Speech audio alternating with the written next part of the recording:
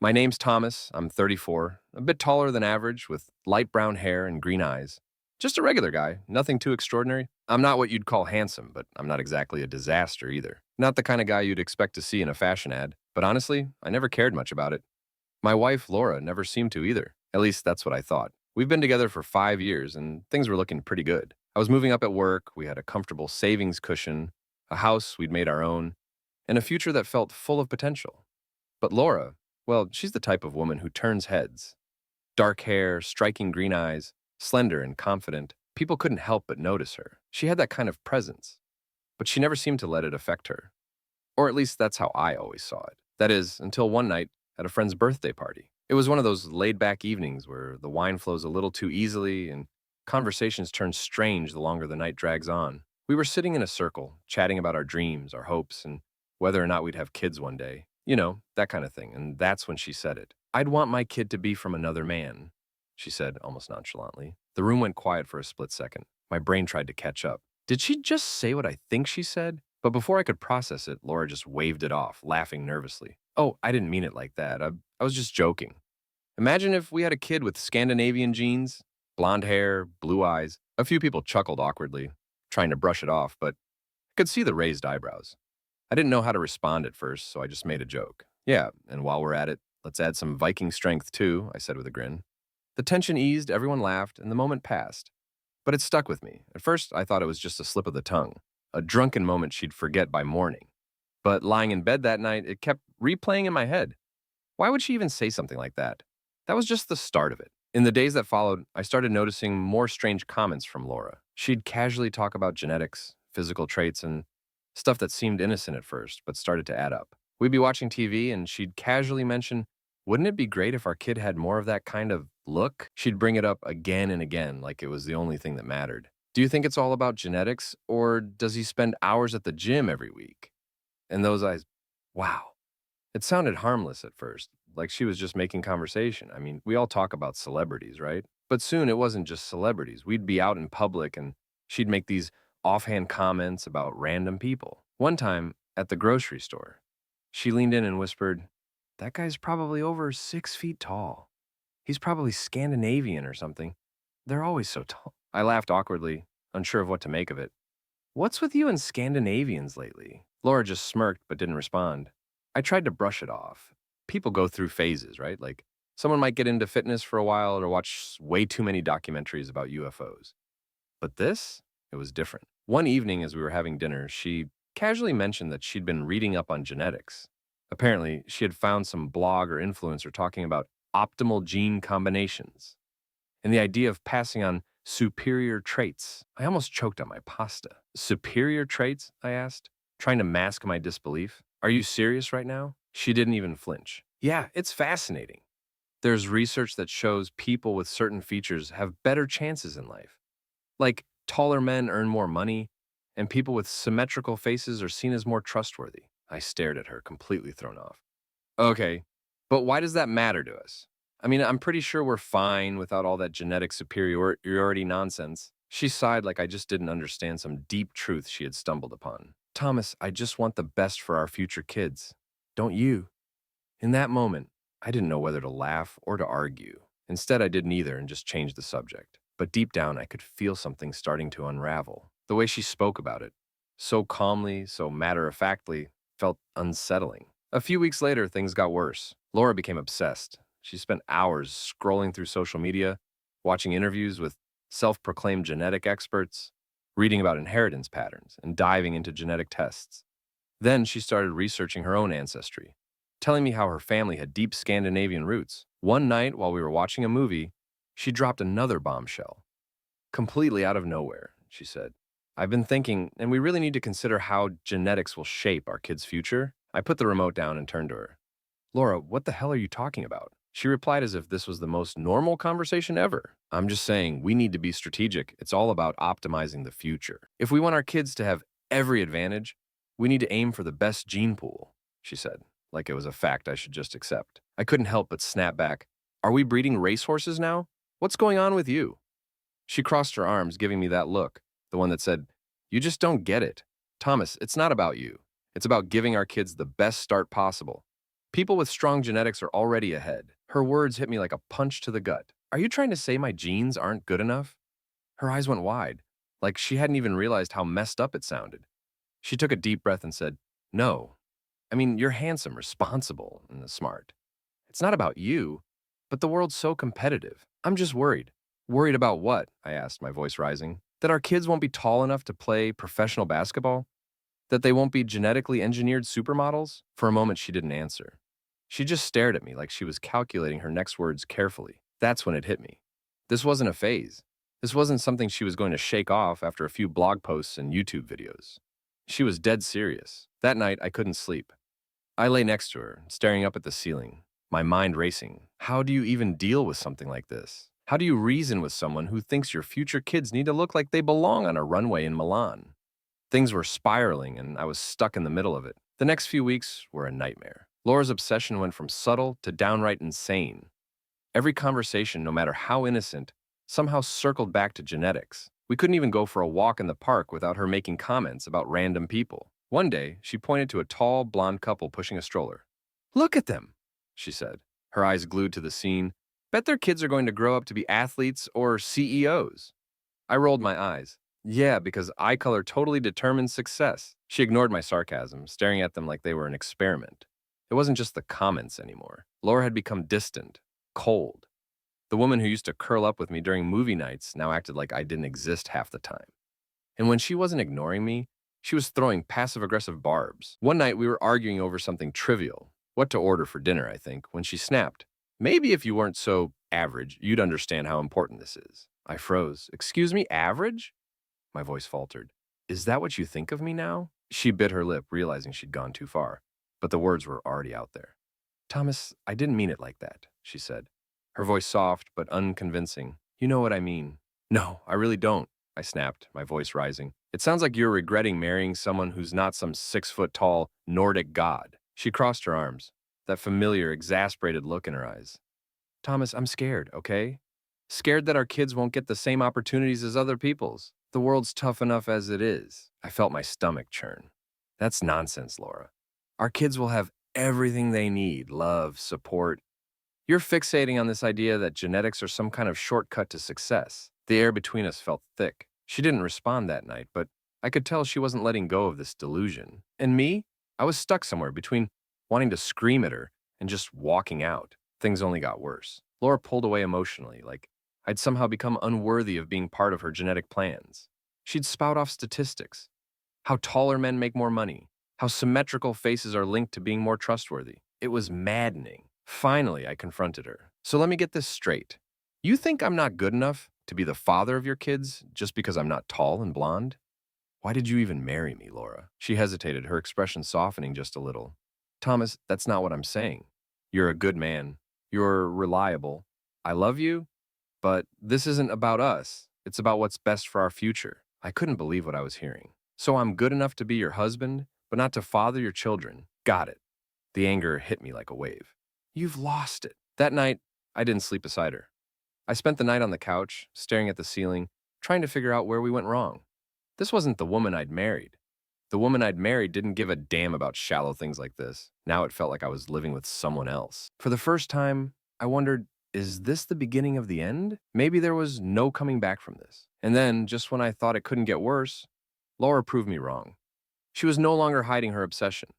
She talked about perfect genes like it was no big deal. One night, we were sitting in the living room, barely speaking. I was flipping through channels, doing everything I could to avoid a real conversation when she suddenly spoke up. Thomas, I've been thinking. Her voice was unnervingly calm. Oh, great, here we go again, I muttered, hitting the mute button on the TV and turning toward her. Thinking about what? I asked, my voice tight with confusion. She hesitated, her eyes darting away for just a moment before she dropped the bomb. Maybe we should look into sperm donation. You know, from someone with ideal traits. I blinked, not sure I'd heard her right. What the hell did you just say? She quickly backpedaled, as if she knew exactly how insane it sounded. Don't get upset. I'm just suggesting we explore all our options. I could feel the blood rushing to my face. I stood up, pacing the room, trying to keep my voice steady. Options? You mean you want some random guy's DNA in our child instead of mine? Are you hearing yourself right now? She didn't flinch. Thomas, calm down. I'm not saying I want to sleep with someone else. It's just a medical procedure. Oh, well, that makes it so much better, I snapped, throwing my hands up. Thanks for clarifying, Laura. I feel so much more secure knowing you want a designer baby instead of one with my so-called inferior genes. She crossed her arms, her frustration palpable. You're twisting my words. You refuse to understand where I'm coming from. No, I understand just fine, I shot back, glaring at her. You've decided that I'm not good enough. That our future kids need to be genetically upgraded because you can't stand the idea of them looking like me. She rolled her eyes. You're being dramatic. Dramatic? I let out a bitter laugh. You've spent months obsessing over this bullshit, Laura. Comparing me to tall blonde strangers, throwing statistics at me, and now you're suggesting I get replaced by a goddamn sperm donor. If anyone's being dramatic, it's you. She stood up, meeting my gaze for the first time. I'm not trying to hurt you, Thomas. I just want to make sure our children have the best opportunities. Why can't you see that? Because you've lost your mind, I shouted, my anger boiling over. This fantasy has taken over your life, and you don't even see how much damage it's doing. Her expression softened for a brief moment, but the damage was already done. I couldn't unhear what she'd said. That night, I couldn't stand being in the same house with her. I needed space, needed time to breathe. I grabbed my keys and walked out, leaving her standing in the living room, the silence hanging between us like a suffocating cloud. I drove aimlessly for hours, my thoughts a tangled mess. This wasn't just a petty fight. It was a fundamental fracture in our marriage, one I wasn't sure we could ever fix. When I finally came back home hours later, she was waiting for me. Her face was tired, but her expression was unreadable. Are you going to stay out all night from now on? She asked quietly, her voice almost too calm. I'm thinking about it, I replied coldly. The distance between us now more than just physical. I passed her without saying a word and headed straight for the guest room. I was done. Done with the endless conversations, the cold silence, the constant cold glances. Done with feeling like I was somehow lacking. The following days were filled with tension, thick and palpable. We barely exchanged a word. I could sense Laura was confused, maybe even a little hurt, but frankly, I didn't care anymore. Mentally, I had checked out. Every time I laid eyes on her, all I could hear in my head were those words about sperm donation. It was a slap to the face. I knew deep down I couldn't go on like this. I had to make a decision, even though it felt like a gut-wrenching twist. I had come to a conclusion, even if it was like a knife in my chest. This wasn't going to blow over. It was only a matter of time before everything imploded again. But Laura, she was completely oblivious. She thought this was just another minor issue to overcome. For me, this was the point of no return. The line had been crossed, and I wasn't coming back. After a long stretch of silence, she tried to reopen the conversation one evening. We sat across from each other at the dining table, barely speaking. The air was thick with unease when she finally spoke. Thomas, I think we need to approach this more practically. I put my fork down, my gaze locking onto hers. Practical about what? She sighed, rubbing her temples like it was me who didn't understand. About children, about how we move forward. My stomach dropped. What do you mean by that? I know you're against sperm donation, she started, trailing off. I could feel my pulse pick up speed. What kind of options are you talking about? Calm down, she said quickly, trying to brush it off like it was no big deal. I'm just talking hypothetically. I've been reading up on surrogacy or alternative ways some couples go about it. My mind was racing, my heart pounding in my ears. Alternative ways? You mean to meet some guy and... No, she interrupted, almost too quickly. That's not it. I'm not suggesting anything like that. But you have to admit, it's not that uncommon for people to look into different methods. And you think this is worth discussing? I asked, disbelief in my voice. I couldn't even believe what was coming out of her mouth. She was sitting here, acting as if it was no big deal. She paused, realizing how crazy it sounded. Then, she laughed awkwardly, waving it away like it was nothing. You're overreacting. It was just a thought. I shot up from the table, fury bubbling inside me. A thought? You think I'm just going to sit here while you casually entertain the idea of replacing me as the father of our children? I was shaking with anger. Jesus, Laura, I'm done. Wait, Thomas, she said, her face a mix of shock and confusion. You don't mean that. I do, I said, my voice low but resolute. I've been done for a while now. You've pushed me to the edge with this whole genetic fantasy nonsense. I don't even recognize you anymore. Thomas, come on, she said, standing up and moving toward me. You can't just walk away from this over some misunderstanding. It's not a misunderstanding, I snapped, my anger rising. You've been slowly wearing me down for months, making me feel like I'm not good enough, like I'm some kind of placeholder for your perfect guy. And now you want to talk about alternatives? Screw that. I'm done being your experiment. Don't you think you're being selfish? She fired back, her voice sharp, defensive. You're making this all about your feelings instead of thinking about what's best for our future family. I couldn't help but let out a bitter laugh. Oh, I'm selfish? That's rich coming from the person who wants to build her dream child from a sperm bank catalog. Her expression hardened, but I wasn't done. You're impossible. And you're delusional. I shot back, my voice cutting. Enjoy your perfect little future, Laura, but it won't be with me. I grabbed a bag, stuffed a few clothes inside, and walked out the door. Laura followed me to the front steps, her voice trembling in disbelief. Thomas, wait! You don't have to do this. Let's talk. I'm done talking, I interrupted, not even turning around. All you care about is your damn fantasy of the perfect family. I turned back, walking to my car. Well, here's a newsflash, Laura. There's no such thing. You've destroyed everything we had chasing something that doesn't even exist. I got in the car and drove off, leaving her standing there, speechless. I didn't know where I was going. I just knew I had to leave. A few hours later, my phone rang. I let it ring for a moment, Fortuna answering. What do you want? I asked flatly. Where are you? She asked, her voice soft. Are you coming home? She added. No, Laura, I'm not coming home, I said, my tone final. I need space. I need time to think. And honestly, you should do the same. Thomas, I don't understand why you're so angry, she said, her voice full of confusion. I thought we were having a rational conversation. Jesus Christ, Laura, I groaned, rubbing my face in frustration. You still don't get it, do you? You've been tearing me down for months, comparing me to some fantasy guy you've made up in your head. You've made me feel like I'm not enough. How can you not see how destructive that is? There was a long pause on the other end of the line. Then she whispered, I didn't mean to hurt you. Well, you did, I said, my voice cold as ice. Look, I'm done arguing.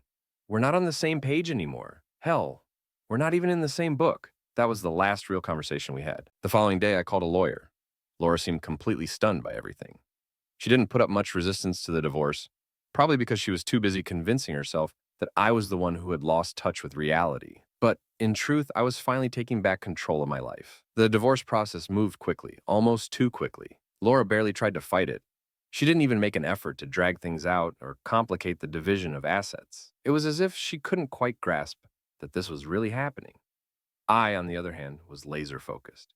Meeting with my lawyer, setting up my own bank account, finding a new place to live. Laura attempted to reach out a couple of times, but each attempt felt forced and awkward.